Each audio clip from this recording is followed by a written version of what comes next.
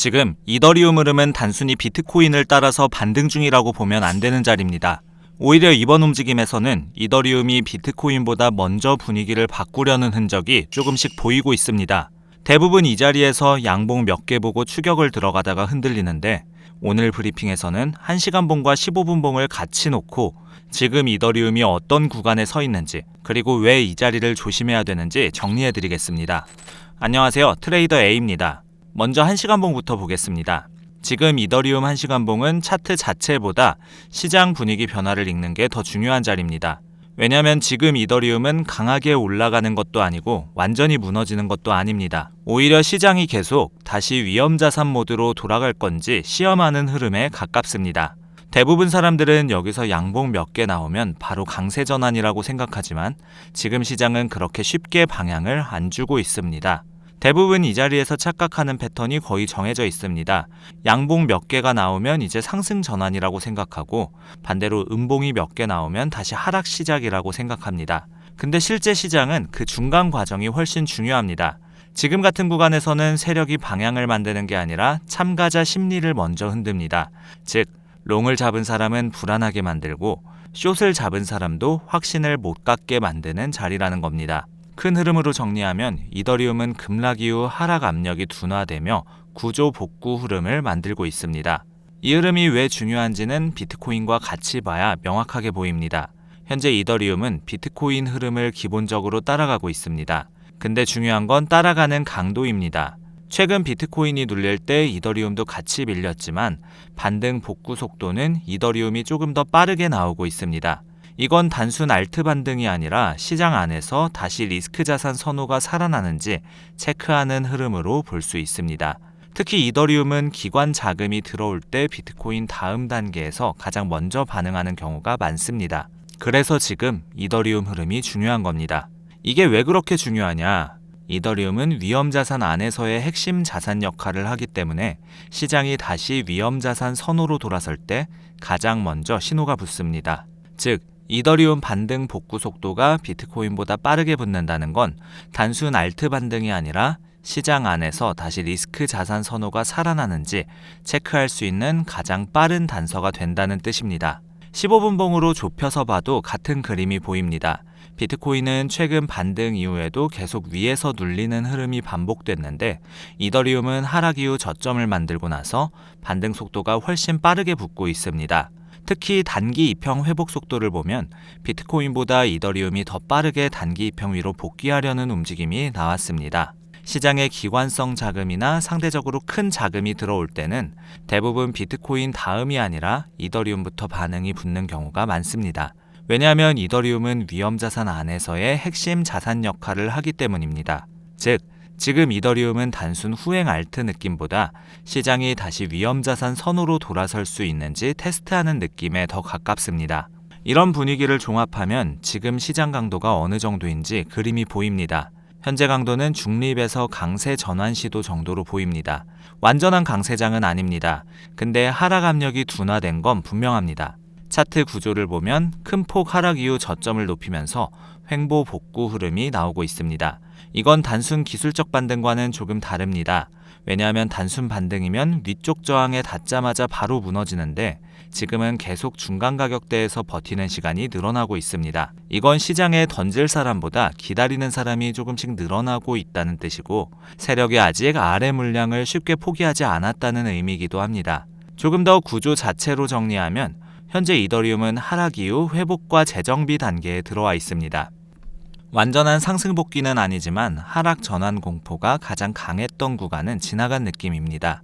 정리하면 현재는 중립 속 강세 전환 시도 단계이며 단기적으로 롱 우세 흐름이 살아 있습니다. 다만 단기 롱 우세 흐름이라고 해도 아직 완전한 추세 전환 확정은 아닙니다. 이 부분을 같이 기억해 두셔야 되겠습니다. 자, 그래서 지금 가장 중요한 건 가격 자리입니다. 1시간 봉 기준 핵심 저항은 2120에서 2130 구간입니다. 이 구간은 단순 저항이 아닙니다. 최근 고점 매물에다가 중기 이평, 그리고 볼린저 상단이 같이 겹치는 자리입니다. 즉, 여기서 막히면 시장 심리가 다시 약해질 가능성이 큽니다. 그 위로는 2145에서 2150 구간이 있습니다. 여기를 돌파하면 단기 분위기 자체가 바뀔 가능성이 있습니다. 15분봉으로 더 좁혀서 보면 핵심 저항은 2110에서 2120 구간입니다. 이 자리가 중요한 이유는 단순 가격 저항이 아니라 볼린저 중심선과 중기 이평, 그리고 최근 매물대가 겹치는 자리이기 때문입니다. 여기서 계속 막히면 시장은 다시 아직 위는 무겁다라는 분위기로 갈 수 있습니다.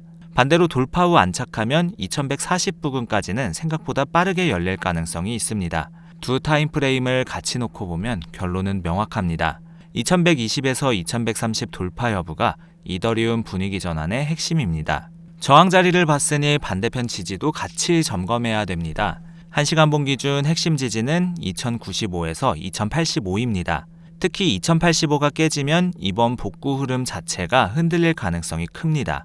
그리고 2070 아래로 밀리면 다시 하락 추세 재개 이야기까지 나올 수 있습니다. 15분봉 기준으로도 핵심 지지는 2095에서 2090입니다. 이 자리가 깨지면 지금 반등 구조 자체가 흔들릴 수 있고 2080 아래로 밀리면 시장 심리가 다시 급격히 약해질 가능성이 큽니다. 종합하면 2095에서 2085 지지가 무너지면 다시 약세 흐름이 강해질 수 있다는 점을 꼭 기억해 두셔야 됩니다. 자, 가격 자리를 정리했으니 이제 보조 지표를 같이 점검해 보겠습니다. RSI를 보면 과매도 이후 회복 흐름이 꾸준히 이어지고 있습니다. 특히 50선 근처에서 계속 버티는 건 시장 매수 심리가 완전히 죽지 않았다는 의미입니다. 15분봉 RSI도 비슷합니다. 과매도 이후 50선 회복 시도가 강하게 나오고 있고 이건 단기 매수세가 살아났다는 의미로 해석할 수 있습니다. MACD도 중요합니다. 이전 강한 음수 구간에서 데드 압력이 줄어들고 있습니다. 즉, 하락 추세 힘이 예전만큼 강하지 않았다는 뜻입니다. 15분봉 MACD는 저점 이후 골든 크로스 흐름을 유지하고 있고 특히 히스토그램이 계속 살아있는 건 단기 반등 에너지가 아직 완전히 꺼지지 않았다는 뜻입니다. 거래량은 아직 애매합니다. 강세장처럼 터지는 느낌은 아닙니다. 근데 반대로 하락 거래량도 점점 약해지고 있습니다. 이건 결국 시장이 방향 대기 상태라는 의미입니다. 다만 최근 반등 구간에서 이더리움은 비트코인보다 상대적으로 거래량 유지가 괜찮게 나오고 있습니다. 이건 꽤 중요한 포인트입니다. 자, 지표까지 같이 점검했으니 이제 시장이 진짜 노리는 흐름이 뭔지 짚어보겠습니다. 바로 확신 구간 유도입니다. 애매하게 올려놓고 사람들이 다시 강세를 믿기 시작하면 흔들고 반대로 공포가 커지면 다시 아래에서 받는 흐름. 지금 이더리움은 그 중간 과정에 있습니다. 계속 애매하게 올리고 애매하게 눌러서 롱도 확신을 못하게 만들고 숏도 편하게 못 잡게 만드는 겁니다. 그래서 지금 구간에서 개미들이 가장 흔들립니다. 특히 이더리움은 비트코인보다 변동성이 더 빠르게 붙는 종목이라 확신 매매에 들어가는 순간 흔들릴 가능성이 큽니다. 지금 이런 자리에서는 한 가지 더 조심하셔야 합니다. 저항 근처에서 양봉 추격을 들어가면 짧게 흔들면서 털 가능성이 크기 때문에 추격 자체가 가장 위험한 행동이 됩니다. 지금 이더리움은 추세 시작이라기보다 반등 검증 단계에 더 가깝기 때문에 확신 매매보다 자리를 보면서 대응하는 게 훨씬 효율적입니다. 그러면 이 흐름을 가지고 내일은 어떻게 봐야 할지 정리해 보겠습니다. 현재 단기 움직임은 비트코인 흐름에 크게 영향을 받을 가능성이 높습니다.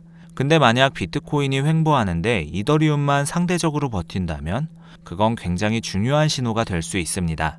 왜냐하면 시장이 비트코인 방어보다 이더리움 확장성을 보기 시작했다는 뜻이기 때문입니다. 그때는 알트 전체 분위기까지 바뀔 수 있습니다. 반대로 비트코인이 다시 급하게 밀리면 이더리움은 변동성이 더 크게 나올 가능성이 높습니다. 그래서 지금은 이더리움 단독보다 비트코인과 같이 봐야 됩니다. 정리하자면 비트코인 안정 유지 시 이더리움은 상대 강세 흐름 가능성, 반대로 비트코인 재하락 시 이더리움 변동성 확대 가능성 주의입니다.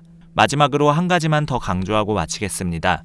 지금 자리에서 가장 위험한 건 확신 추격입니다. 특히 양봉 몇 개 보고 이제 다시 불장 시작이라고 생각하는 순간 흔들릴 가능성이 큽니다. 지금은 추세 초기라기보다 추세를 준비하는 자리로 보는 게 더 현실적입니다. 저항 근처에서 양봉 추격에 들어가면 짧게 흔들면서 털 가능성이 크니 추격은 조심하셔야 합니다. 이상으로 저녁 이더리움 브리핑 마치겠습니다. 비트코인 흐름까지 같이 보면서 신중하게 대응하시기 바랍니다. 다음 영상에서 뵙겠습니다. 감사합니다.